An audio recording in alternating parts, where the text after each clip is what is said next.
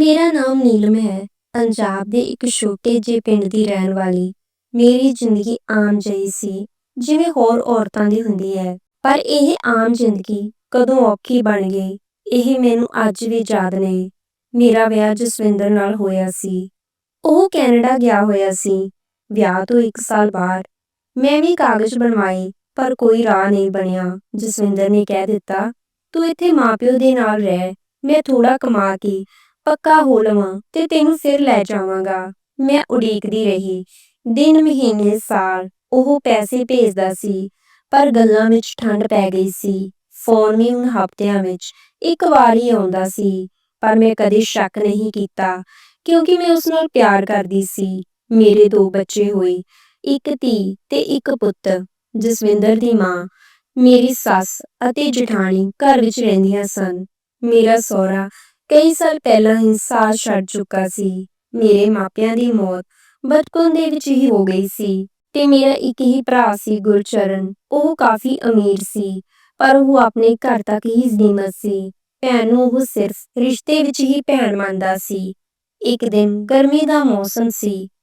ਸਵੇਰ ਦੇ 9 ਵਜੇ ਸਨ। ਮੈਂ ਬੱਚਿਆਂ ਨੂੰ ਦੁੱਧ ਪਿਆ ਰਹੀ ਸੀ। ਘਰ ਵਿੱਚ ਟੈਲੀਵਿਜ਼ਨ ਤੇ ਖਬਰਾਂ ਚੱਲ ਰਹੀਆਂ ਸਨ। ਅਚਾਨਕ ਦਰਵਾਜ਼ਾ ਖੜਕਿਆ। ਮੇਰੀ ਜਠਾਣੀ ਬਾਹਰ ਗਈ।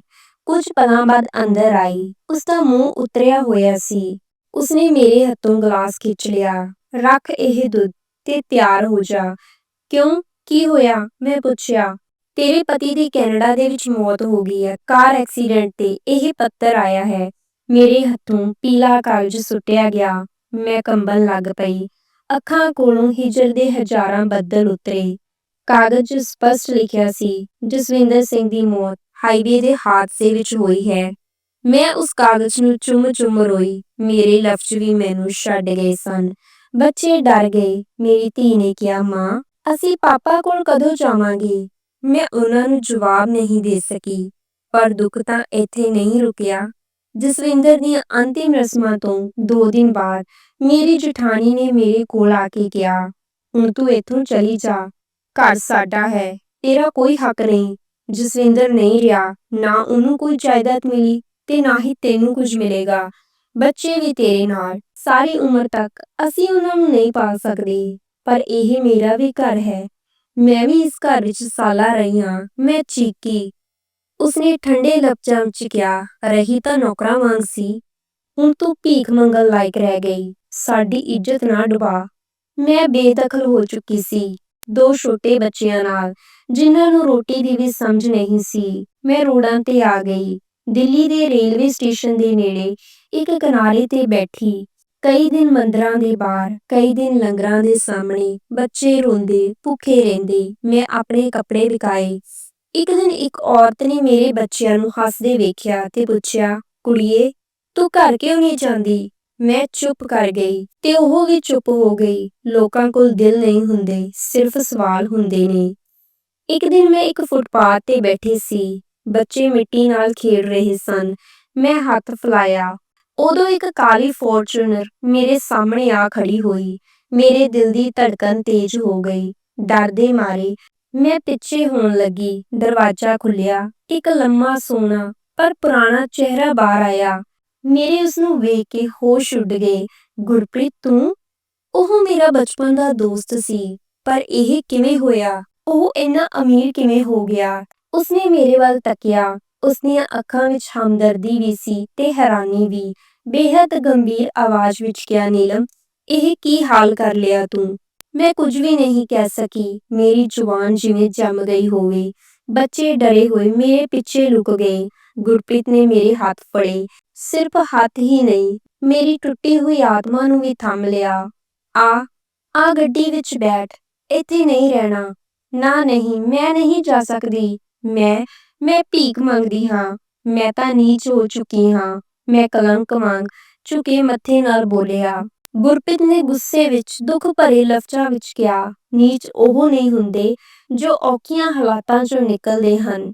ਨੀਚ ਉਹ ਹੁੰਦੇ ਹਨ ਜੋ ਸਹਾਰੇ ਦੇਣ ਦੀ ਥਾਂ ਧੱਕਾ ਦੇ ਦਿੰਦੇ ਹਨ। ਉਸਨੇ ਗੱਡੀ ਦੀ ਪਿਛਲੀ ਸੀਟ ਖੋਲ੍ਹੀ। ਬੱਚਿਆਂ ਨੂੰ ਬਿਠਾਇਆ। ਮੈਨੂੰ ਵੀ ਹੌਲੀ-ਹੌਲੀ ਬਿਠਾ ਲਿਆ। ਜਦ ਗੱਡੀ ਚੱਲੀ, ਮੈਂ ਆਪਣੇ ਪਿੱਛੇ ਮੁੜ ਕੇ ਉਹ ਫੁੱਟਪਾਥ ਵੇਖਿਆ। ਜਿੱਥੇ ਮੇਰੇ ਸੁਪਨੇ ਰੁਲ ਗਏ ਸਨ। ਗੁਰਪ੍ਰੀਤ ਮੈਨੂੰ ਆਪਣੀ ਕੋਠੀ ਲੈ ਗਿਆ। ਮੈਂ ਹੱਕੀ ਬੱਕੀ ਹੋਈ। ਇਹ ਕੋਈ ਆਮ ਘਰ ਨਹੀਂ ਸੀ, ਇਹ ਕੋਠੀ ਸੀ, 4 ਮੰਜ਼ਿਲਾਂ ਵਾਲੀ, ਬਹੁਤ ਸੋਹਣੀ ਮਹਿਲ ਵਰਗੀ ਕੋਠੀ। ਤੂੰ ਇੰਨਾ ਅਮੀਰ ਕਿਵੇਂ ਬਣ ਗਿਆ? ਮੈਂ ਪੂਰੇ ਹੌਸਲੇ ਦੇ ਨਾਲ ਪੁੱਛਿਆ। ਉਹ ਹੱਸਿਆ।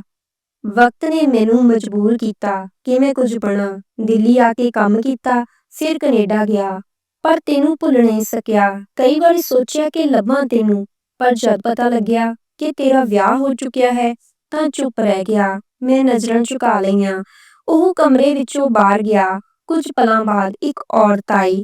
ਨੀਲਮ ਜੀ, ਮੈਂ ਮਿਸਿਸ ਗੁਰਪ੍ਰੀਤ ਹਾਂ, ਤੁਹਾਡਾ ਸਵਾਗਤ ਹੈ। ਮੈਂ ਹੈਰਾਨ ਹੋ ਗਈ। ਤੁਸੀਂ ਕੋਈ ਇਤਰਾਜ਼ ਤਾਂ ਨਹੀਂ ਕੀਤਾ? ਉਹ ਮਿੱਠੀ ਜਿਹੀ ਹੱਸਣ ਲੱਗੀ। ਕਿਉਂ ਕਰਾਂ? ਜੇ ਕੋਈ ਕਿਸੇ ਦਾ ਦੁੱਖ ਦੇ ਵਿੱਚ ਸਹਾਰਾ ਬਣ ਸਕਦਾ ਹੈ ਤਾਂ ਇਸ ਦੇ ਵਿੱਚ ਕੀ ਬੁਰਾ ਹੈ? ਹਰ ਇੱਕ ਦੇ ਵਿੱਚ ਇਨਸਾਨੀਅਤ ਹੁੰਦੀ ਹੈ। ਮੇਰੀਆਂ ਅੱਖਾਂ ਵਿੱਚੋਂ ਹੰਝੂ ਵਹਿਣ ਲੱਗੇ। ਕਈ ਹਫ਼ਤੇ ਲੰਘ ਗਏ। ਬੱਚੇ ਹੁਣ ਖੁਸ਼ ਸਨ, ਸਕੂਲ ਵੀ ਜਾਣ ਲੱਗੇ। ਮੈਂ ਘਰ ਦੇ ਕੰਮ ਵਿੱਚ ਹੱਥ ਵਟਾਉਂਦੀ। ਗੁਰਪ੍ਰੀਤ ਨੇ ਕਦੇ ਵੀ ਮੇਰੀ ਮਾੜੀ ਹਾਲਤ ਦਾ ਤਾਨਾ ਨਹੀਂ ਮਾਰਿਆ। ਉਲਟ ਇੱਕ ਦਿਨ ਮੇਰੇ ਕੋਲ ਆ ਕੇ ਕਿਹਾ, ਨੀਲਮ, ਤੂੰ ਆਪਣੀ ਜ਼ਿੰਦਗੀ ਮੁੜ ਸ਼ੁਰੂ ਕਰ ਸਕਦੀ ਹੈ। ਕੀ ਮੈਂ ਕਿਸੇ ਕੰਮ ਦੀ ਰਹਿ ਗਈ ਹਾਂ? ਤੂੰ ਜੋ ਸਿਆ ਉਹ ਸਧਾਰਨ ਨਹੀਂ। ਜੇ ਤੂੰ ਚਾਹੇ ਮੈਂ ਤੇਰਾ ਖੁਦ ਦਾ ਸਿਲਾਈ ਸੈਂਟਰ ਖੋਲ ਦੇਵਾਂ। ਮੇਰੀਆਂ ਅੱਖਾਂ ਵਿੱਚ ਚਮਕ ਆ ਗਈ। ਪਰ ਪੈਸਾ ਮੈਂ ਲਾਵਾਂਗਾ ਤੇ ਤੈਨੂੰ ਆਪਣੇ ਪੈਰਾਂ ਉੱਤੇ ਖੜੇ ਹੋਣ ਦਾ ਹੱਕ ਹੈ। ਅੱਜ ਮੈਂ ਬਹੁਤ ਵਧੀਆ ਸਿਲਾਈ ਸੈਂਟਰ ਚਲਾ ਰਹੀ ਹਾਂ, ਔਰਤਾਂ ਨੂੰ ਤਰੱਕੀ ਦੇ ਰਾਹ ਪਾ ਰਹੀ ਹਾਂ। ਬੱਚੇ ਵੀ ਮੇਰੇ ਉੱਤੇ ਮਾਣ ਕਰਦੇ ਹਨ। ਪਰ ਇੱਕ ਦਿਨ ਜਦ ਮੈਂ ਆਪਣੇ ਸੈਂਟਰ ਦੇ ਬਾਹਰ ਖੜੀ, ਇੱਕ ਔਰਤ ਮੇਰੇ ਕੋਲ ਆਈ। ਉਹ ਮੇਰੀ ਜੇਠਾਣੀ ਸੀ। ਉਹ ਮੇਰੇ ਪੈਰਾਂ ਵਿੱਚ ਡਿੱਗ ਪਈ। ਨੀਲਮ, ਮਾਫ਼ ਕਰ ਦੇ ਮੈਨੂੰ। ਸਾਡੇ ਘਰ ਦੀ ਹਾਲਤ ਵੀ ਹੁਣ ਉਹ ਨਹੀਂ ਰਹੀ। ਘਰ ਵੀ ਵਿਕ ਗਿਆ। ਮੈਨੂੰ ਸਮਝ ਨਹੀਂ ਆ ਰਿਹਾ ਕਿ ਮੈਂ ਕਿੱਡੀ ਵੱਡੀ ਪਾਪਣ ਹਾਂ। ਮੈਂ ਉਸ ਦੇ ਮੱਥੇ ਨੂੰ ਹੌਲੀ ਜਿਹੀ ਛੂਹਿਆ। ਮੈਂ ਤੇਰਾ ਗੁੱਸਾ ਨਹੀਂ ਰੱਖਦੀ, ਪਰ ਹੁਣ ਮੇਰੀ ਵਾਰੀ ਹੈ ਆਪਣੇ ਬੱਚਿਆਂ ਲਈ ਕੁਝ ਕਰਨ ਦੀ। ਮੈਂ ਹੁਣ ਰੋਜ਼ ਸਵੇਰੇ ਉੱਠਦੀ, ਬੱਚਿਆਂ ਦਾ ਨਾਸ਼ਤਾ ਬਣਾਉਂਦੀ, ਉਹਨਾਂ ਨੂੰ ਸਕੂਲ ਛੱਡਣ ਜਾਂਦੀ, ਫਿਰ ਆਪਣੇ ਸਿਲਾਈ ਸੈਂਟਰ ਦੀਆਂ ਕੁੰਜੀਆਂ ਚੁੱਕ ਕੇ ਨਵੇਂ ਦਿਨ ਦੀ ਸ਼ੁਰੂਆਤ ਕਰਦੀ। ਮੇਰੇ ਸੈਂਟਰ 'ਚ 10 ਔਰਤਾਂ ਕੰਮ ਕਰ ਰਹੀਆਂ ਸਨ। ਉਹ ਵੀ ਉਹੀ ਸਨ ਜਿਨ੍ਹਾਂ ਦੀਆਂ ਕਦੀ ਕਹਾਣੀਆਂ ਮੇਰੇ ਵਰਗੀਆਂ ਸਨ। ਕੁਝ ਪਤੀ ਦੁਆਰਾ ਛੱਡੀਆਂ ਹੋਈਆਂ, ਕੁਝ ਘਰੇਲੂ ਹਿੰਸਾ ਦੀ ਪੀੜਤ ਤੇ ਕੁਝ ਬੇਸਹਾਰਾ ਮਾਵਾਂ। ਪਰ ਇੱਕ ਦਿਨ ਜਦੋਂ ਮੈਂ ਆਪਣੇ ਸੈਂਟਰ 'ਚ ਬੈਠੀ ਬਿੱਲਾਂ ਦੀ ਜਾਂਚ ਕਰ ਰਹੀ ਸੀ, ਇੱਕ ਪੁਰਾਣੀ ਉਮਰ ਦੀ ਔਰਤ ਅੰਦਰ ਆਈ। ਉਹ ਕਹਿਣ ਲੱਗੀ, ਨੀਲਮ ਬੀਬੀ, ਤੁਹਾਨੂੰ ਮਿਲਣ ਲਈ ਕੋਈ ਵਿਅਕਤੀ ਆਇਆ ਹੈ। ਕੌਣ? ਉਹ ਕਹਿੰਦਾ ਹੈ ਉਹ ਕੈਨੇਡਾ ਤੋਂ ਆਇਆ ਹੈ ਤੇ ਜਸਵਿੰਦਰ ਨਾਂ ਦਾ ਹੈ। ਮੈਂ ਜਿੱਥੇ ਸੀ ਉੱਥੇ ਹੀ ਜੰਮ ਗਈ। ਕੀ ਉਹ ਬਾਹਰ ਖੜਾ ਹੈ? ਤੁਹਾਡੇ ਨਾਲ ਮੁਲਾਕਾਤ ਕਰਨਾ ਚਾਹੁੰਦਾ ਹੈ। ਮੈਂ ਬਾਹਰ ਨਿਕਲ ਕੇ ਦੇਖਿਆ, ਇੱਕ ਸਾਫ਼ ਸੁਥਰੇ ਕੱਪੜੇ ਵਾਲਾ ਆਦਮੀ, ਚਿੱਟੀ ਦਾੜ੍ਹੀ, ਪਰ ਨਜ਼ਰਾਂ ਪਛਾਣਵੀਆਂ। ਜਸਵਿੰਦਰ ਤੂੰ? ਉਸਦੀ ਆਵਾਜ਼ ਕੰਬਦੀ ਹੋਈ ਸੀ। ਨੀਲਮ, ਮੈਂ ਮਰਿਆ ਨਹੀਂ, ਇਹ ਸਭ ਝੂਠ ਸੀ। ਜਸਵਿੰਦਰ ਨੇ ਦੱਸਿਆ ਕਿ ਕੈਨੇਡਾ ਵਿੱਚ ਉਸਦੀ ਕਿਸੇ ਹੋਰ ਔਰਤ ਦੇ ਨਾਲ ਦੋਸਤੀ ਹੋ ਗਈ ਸੀ। ਉਹ ਔਰਤ ਅਮੀਰ ਸੀ ਤੇ ਉਸਨੇ ਜਸਵਿੰਦਰ ਨੂੰ ਵਿਆਹ ਦੀ ਪੇਸ਼ਕਸ਼ ਕਰ ਦਿੱਤੀ। ਜਸਵਿੰਦਰ ਲਾਲਚ ਵਿੱਚ ਆ ਗਿਆ। ਉਹ ਚਾਹੁੰਦਾ ਸੀ ਕਿ ਨੀਲਮ ਨਾਲ ਆਪਣਾ ਰਿਸ਼ਤਾ ਖਤਮ ਕਰ ਦੇਵੇ, ਬਿਨਾਂ ਕਾਨੂੰਨੀ ਕਾਰਵਾਈ। ਇਸ ਲਈ ਉਸਨੇ ਮੌਤ ਦੀ ਝੂਠੀ ਖਬਰ ਭੇਜੀ। ਉਸਦੀ ਮਾਂ ਭੈਣ ਸਭ ਮਿਲ ਕੇ ਇਹ ਸਾਜ਼ਿਸ਼ ਬਣਾਉਣ ਵਿੱਚ ਸ਼ਾਮਿਲ ਸਨ। ਜਦੋਂ ਮੈਂ ਵਾਪਸ ਆਇਆ, ਤੂੰ ਨਹੀਂ ਸੀ।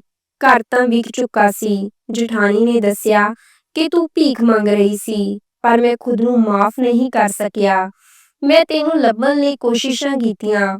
ਮੈਂ ਨਜ਼ਰਾਂ ਝੁਕਾ ਲਈਆਂ। ਮੈਂ ਮਰ ਗਈ ਸੀ ਉਸ ਦਿਨ ਜਦੋਂ ਤੇਰੀ ਮੌਤ ਦੀ ਖਬਰ ਆਈ ਸੀ। ਉਸ ਰਾਤ ਮੈਂ ਸੋਚਿਆ, ਮੇਰੇ ਦਿਲ 'ਚ ਦੁੱਖ ਵੀ ਸੀ, ਗੁੱਸਾ ਵੀ, ਪਰ ਇਹ ਵੀ ਸੀ ਕਿ ਜਸਵਿੰਦਰ ਮੇਰਾ ਪਤੀ ਸੀ, ਮੇਰੇ ਬੱਚਿਆਂ ਦਾ ਪਿਤਾ। ਗੁਰਪ੍ਰੀਤ ਨੇ ਮੈਨੂੰ ਚੁੱਪੀ 'ਚ ਲੱਖਾਂ ਗੱਲਾਂ ਦੱਸ ਦਿੱਤੀਆਂ। ਫੈਸਲਾ ਤੇਰਾ ਹੋਵੇ ਨੀਲਮ, ਪਰ ਇੱਕ ਗੱਲ ਜ਼ਰੂਰ ਸੋਚੀਂ, ਹੁਣ ਤੂੰ ਲੋੜਵੰਦੀ ਨਹੀਂ, ਤੇਰੇ ਕੋਲ ਚੋਣ ਹੈ। ਮੈਂ ਜਸਵਿੰਦਰ ਨੂੰ ਮਿਲੀ ਅਗਲੇ ਦਿਨ।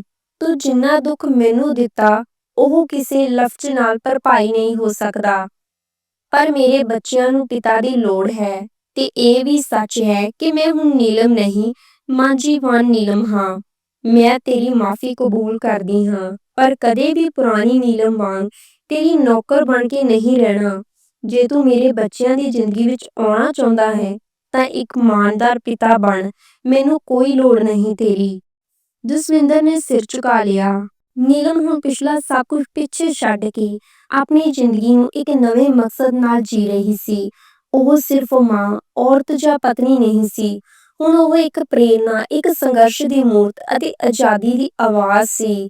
ਉਸਦੇ ਸਿਲਾਈ ਸੈਂਟਰ ਦਾ ਨਾਂ ਹੁਣ ਨੀਲਮ ਨਾਰੀ ਜਨਸਥਾ ਰੱਖਿਆ ਗਿਆ ਸੀ। ਹੁਣ ਉੱਥੇ 40 ਤੋਂ ਵੱਧ ਔਰਤਾਂ ਕੰਮ ਕਰ ਰਹੀਆਂ ਸਨ। ਨੀਲਮ ਨੇ ਆਪਣੇ ਦੁੱਖਾਂ ਨੂੰ ਮਜ਼ਬੂਤੀ ਵਿੱਚ ਬਦਲ ਦਿੱਤਾ। ਉਸਨੇ ਨਿਰਣੇ ਲਿਆ, ਕਦੇ ਵੀ ਕਿਸੇ ਮਰਦ ਦੀ ਛਾਂ ਵਿੱਚ ਨਹੀਂ ਰਹਿਣਾ, ਨਾ ਜਸਵਿੰਦਰ ਦੀ, ਨਾ ਗੁਰਪ੍ਰੀਤ ਦੀ। ਉਹ ਗੁਰਪ੍ਰੀਤ ਦੀ ਹਮਦਰਦੀ ਨੂੰ ਮਾਣ ਦਿੰਦੀ ਸੀ, ਪਰ ਆਪਣੇ ਰਿਸ਼ਤੇ ਨੂੰ ਅੱਖੋਂ ਨਹੀਂ ਹਟਾਉਂਦੀ। ਇੱਕ ਦਿਨ ਪਿੰਡ ਤੋਂ ਫੋਨ ਆਇਆ, ਕਿਹਾ ਗਿਆ ਕਿ ਪਿੰਡ ਦੇ ਸਕੂਲ ਵਿੱਚ ਔਰਤਾਂ ਦੇ ਅਧਿਕਾਰ ਤੇ ਪ੍ਰੋਗਰਾਮ ਰੱਖਿਆ ਗਿਆ ਹੈ ਤੇ ਉਹਨਾਂ ਨੇ ਨੀਲਮ ਨੂੰ ਮੁੱਖ ਮਹਿਮਾਨ ਵਜੋਂ ਬੁਲਾਇਆ। ਨੀਲਮ ਨੇ ਬੱਚਿਆਂ ਨੂੰ ਲੈ ਕੇ ਪਿੰਡ ਰਵਾਨਾ ਹੋਣ ਦਾ ਫੈਸਲਾ ਕੀਤਾ। ਜਦੋਂ ਨੀਲਮ ਪਿੰਡ ਪਹੁੰਚੀ ਤਾਂ ਪੁਰਾਣੀਆਂ ਥਾਵਾਂ ਨੂੰ ਵੇਖ ਕੇ ਅੱਖਾਂ ਭਿੱਜ ਗਈਆਂ। ਉਹ ਘਰ ਜਿਸ ਵਿੱਚੋਂ ਕੱਢੀ ਗਈ ਸੀ, ਉਹ ਘਰ ਢਹਿ ਢੇਰੀ ਹੋ ਚੁੱਕਿਆ ਸੀ। ਸਭ ਤੋਂ ਵੱਡੀ ਗੱਲ ਤਾਂ ਇਹ ਹੋਈ ਜਦੋਂ ਨੀਲਮ ਨੂੰ ਪਤਾ ਲੱਗਾ ਕਿ ਉਸਦੇ ਭਰਾ, ਜੋ ਉਸ ਸਮੇਂ 10 ਰੁਪਏ ਵੀ ਨਹੀਂ ਉਸਨੂੰ ਦਿੱਤੇ ਸਨ, ਹੁਣ ਉਹ ਪਿੰਡ ਦਾ ਸਰਪੰਚ ਬਣਨ ਦੀ ਚੋਣ ਲੜ ਰਿਹਾ ਸੀ। ਉਸਨੇ ਨੀਲਮ ਕੋਲ ਆ ਕੇ ਕਿਹਾ, ਭੈਣ ਜੀ, ਮੈਂ ਵੀ ਹੁਣ ਸਹੀ ਰਸਤੇ ਤੇ ਹਾਂ, ਮੇਰਾ ਸਾਥ ਦੇਵੋਗੇ ਤਾਂ ਇਹ ਚੋਣ ਜਿੱਤ ਜਾਵਾਂਗਾ। ਨੀਲਮ ਨੇ ਗੰਭੀਰ ਨਜ਼ਰਾਂ ਨਾਲ ਉਸਨੂੰ ਤੱਕਿਆ। ਮੈਂ ਤਾਂ ਪਹਿਲਾਂ ਵੀ ਤੇਰੀ ਭੈਣ ਸੀ ਤੇ ਅੱਜ ਵੀ ਹਾਂ, ਪਰ ਮੈਂ ਕਦੇ ਝੂਠ ਨੂੰ ਸੱਚ ਨਹੀਂ ਦੱਸਾਂਗੀ। ਜੇ ਤੂੰ ਲੋਕਾਂ ਲਈ ਸੱਚਮੁੱਚ ਕੁਝ ਕਰਨਾ ਚਾਹੁੰਦਾ ਹੈ ਤਾਂ ਪਹਿਲਾਂ ਆਪਣੀ ਭੈਣ ਨੂੰ ਉਹ 10 ਰੁਪਏ ਵਾਪਸ ਦੇ ਜੋ ਉਸ ਦਿਨ ਦੀ ਇੱਜ਼ਤ ਨਾਲ ਛੀਨ ਲਏ ਗਏ ਸਨ। ਭਰਾ ਨੇ ਨਜ਼ਰਾਂ ਝੁਕਾ ਲਈਆਂ। ਨੀਲਮ ਨੇ ਭਾਸ਼ਣ ਦਿੱਤਾ। ਸਭ ਹਾਲ ਚੁੱਪ ਸੀ। ਲੋਕਾਂ ਦੀਆਂ ਅੱਖਾਂ ਵਿੱਚ ਹੰਝੂ ਸਨ। ਬੱਚਿਆਂ ਨੇ ਸਟੇਜ ਉੱਤੇ ਆ ਕੇ ਆਪਣੀ ਮਾਂ ਨੂੰ ਜੱਫੀ ਪਾਈ। ਅਖੀਰ ਵਿੱਚ ਜਸਵਿੰਦਰ ਨੇ ਮਾਫੀ ਮੰਗ ਕੇ ਕੈਨੇਡਾ ਵਾਪਸ ਜਾਣਾ ਚੁਣਿਆ। ਗੁਰਪ੍ਰੀਤ ਨੇ ਆਪਣੀ ਵਾਹ-ਵਾਹੀ ਚੁੱਪਚਾਪ ਹੀ ਰੱਖੀ। ਉਸਨੇ ਕਦੇ ਵੀ ਨੀਲਮ ਨੂੰ ਤੰਗ ਨਹੀਂ ਕੀਤਾ। ਨੀਲਮ ਨੇ ਵੀ ਉਸਦੇ ਬੱਚਿਆਂ ਨੂੰ ਆਪਣੀ ਜ਼ਿੰਦਗੀ ਬਣਾਇਆ। ਹੁਣ ਉਹ ਹਰ ਔਰਤ ਨੂੰ ਸਿਖਾਉਂਦੀ ਸੀ, ਤੂੰ ਇਕੱਲੀ ਹੋ ਸਕਦੀ ਹੈ ਪਰ ਕਮਜ਼ੋਰ ਨਹੀਂ, ਤੂੰ ਗਿਰੀ ਹੋ ਸਕਦੀ ਹੈ ਪਰ ਹਾਰਿਆ ਨਹੀਂ, ਤੂੰ ਔਰਤ ਏ, ਇੱਕ ਇਨਕਲਾਬ। ਇਸ ਵੀਡੀਓ ਨੂੰ ਵੱਧ ਤੋਂ ਵੱਧ ਲਾਈਕ, ਸ਼ੇਅਰ ਅਤੇ ਕਮੈਂਟ ਕਰਨਾ। ਕੱਲ ਮਿਲਦੇ ਹਾਂ ਇੱਕ ਨਵੀਂ ਕਹਾਣੀ ਦੇ ਨਾਲ। ਤਦ ਤੱਕ ਲਈ ਆਪਣਾ ਖਿਆਲ ਰੱਖਣਾ। ਧੰਨਵਾਦ।